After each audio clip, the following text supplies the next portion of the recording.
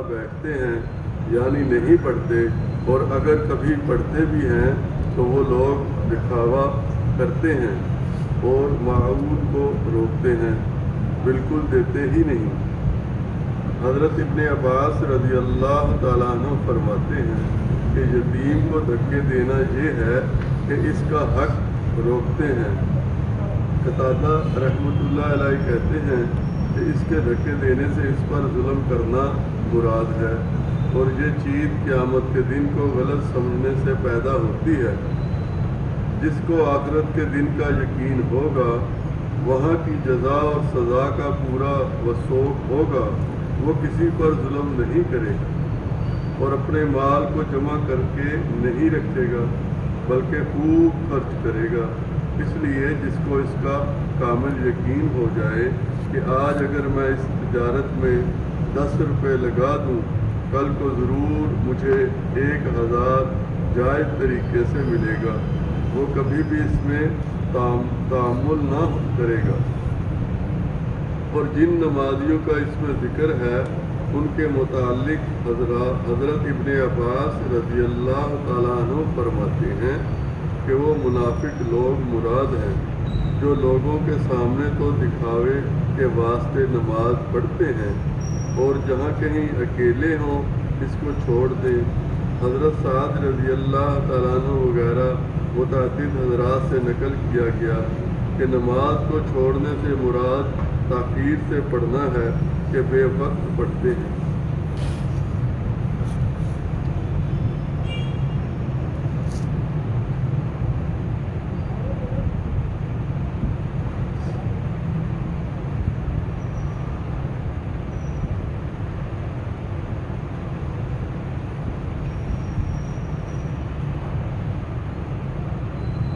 نبی اکرم صلی اللہ علیہ وسلم ایک مرتبہ نماز کے لیے تشریف لائے تو ایک جماعت کو دیکھا کہ وہ کھل کھلا کر ہنس رہی تھی اور ہنسی کی وجہ سے دانت کھل رہے تھے۔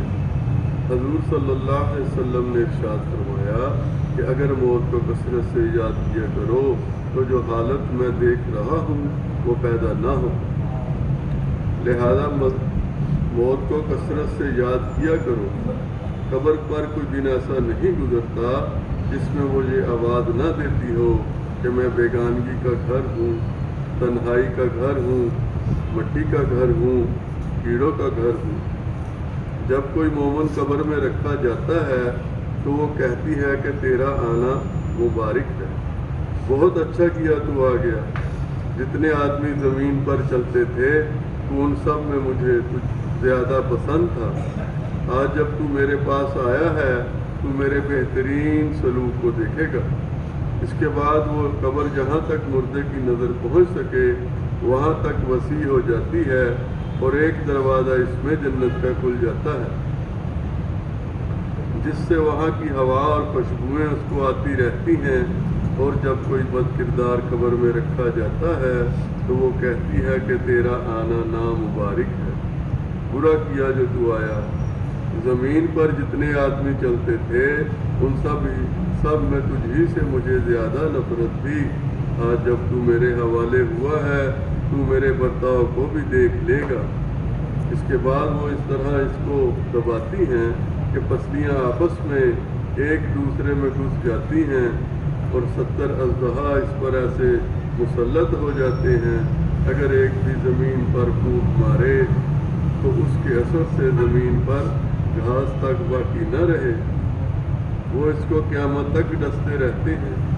اس کے بعد حضور صلی اللہ علیہ وسلم نے ارشاد فرمایا قبر یا جنت کا ایک باغ ہے یا جہنم کا ایک گڑھا ہے۔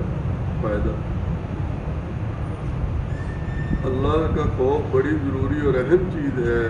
یہی وجہ ہے کہ حضور اقدس صلی اللہ علیہ وسلم اکثر کسی گہری سوچ میں رہتے تھے اور موت کا یاد کرنا اس کے لیے مفید ہے۔ اسی لیے حضور اقدس صلی اللہ علیہ وسلم نے یہ نسخہ ارشاد فرمایا، کبھی کبھی موت کو یاد کرتے رہنا بہت ہی ضروری اور مفید ہے۔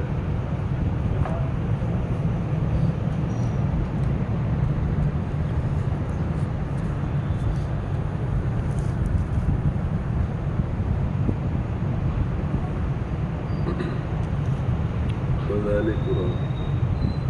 ابو ہریرہ رضی اللہ تعالیٰ عنہ کہتے ہیں کہ حضور اقدس صلی اللہ علیہ وسلم نے فرمایا، کیا تم میں سے کوئی پسند کرتا ہے کہ جب گھر واپس آئے تو 3 اونٹنیاں حاملہ بڑی اور موٹی اس کو مل جائیں؟ ہم نے عرض کیا کہ بے شک ضرور پسند کرتے ہیں۔ حضور صلی اللہ علیہ وسلم نے فرمایا کہ 3 آیات جن کو تم میں سے کوئی نماز میں پڑھ لے وہ 3 حاملہ بڑی اور موٹی اونٹنیوں سے افضل ہے۔ اس سے ملتا جلتا مضمون حدیث نمبر 3 میں گزر چکا۔ اس حدیث شریف میں چونکہ نماز میں پڑھنے کا ذکر ہے اور وہ بغیر نماز کے پڑھنے سے افضل ہے، اس لیے تشبیہ حاملہ اونٹنیوں سے دی گئی، اس لیے کہ وہاں بھی 2 عبادتیں ہیں، نماز اور تلاوت۔ ایسے ہی جہاں بھی 2 چیزیں ہیں، اونٹنی اور اس کا حمل۔ حدیث نمبر 3 کے فائدے میں لکھ چکا ہوں کہ اس قسم کی حدیث سے صرف تشبیہ مراد ہوتی ہے، ورنہ ایک آیات کا باقی اجر 1000 فانی اونٹنیوں سے افضل ہے۔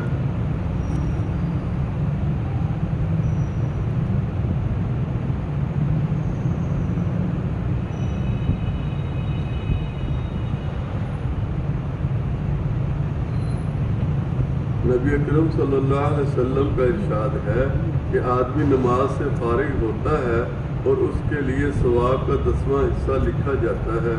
اسی طرح بعض کے لیے 9واں حصہ، بعض کے لیے 8واں، 7واں، چھٹا، 5واں، چوتھائی، تہائی، آدھا حصہ لکھا جاتا ہے۔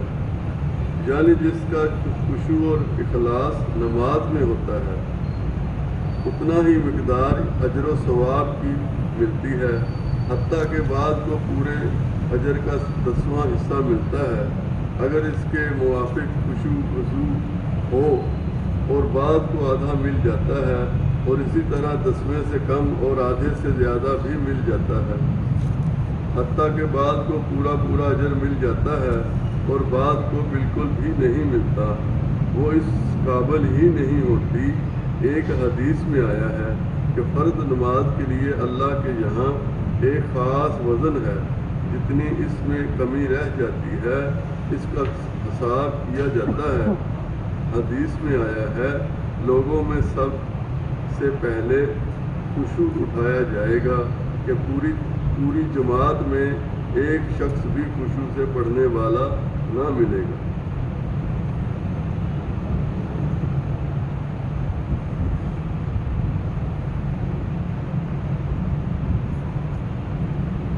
حضور اقدس صلی اللہ علیہ وسلم کا ارشاد ہے کہ چند پیچھے آنے والے کلمات ایسے ہیں جن کا کہنے والا نامراد نہیں ہوتا۔ وہ یہ ہے کہ ہر فرض نماز کے بعد 33 مرتبہ سبحان اللہ، 33 مرتبہ الحمدللہ، 34 مرتبہ اللہ اکبر۔ فائدہ: ان کلمات کو پیچھے آنے والے یا تو اس وجہ سے فرمایا کہ یہ نمازوں کے بعد پڑھے جاتے ہیں، یا اس وجہ سے کہ گناہوں کے بعد پڑھنے سے ان کو دھونے اور مٹا دینے والا ہے، یا اس وجہ سے کہ یہ کلمات ایک دوسرے کے بعد پڑھے جاتے ہیں۔ حضرت ابو درداء رضی اللہ تعالیٰ عنہ فرماتے ہیں کہ ہمیں نمازوں کے بعد سبحان اللہ، الحمدللہ 33 بار اور اللہ اکبر 34 مرتبہ پڑھنے کا حکم کیا گیا ہے۔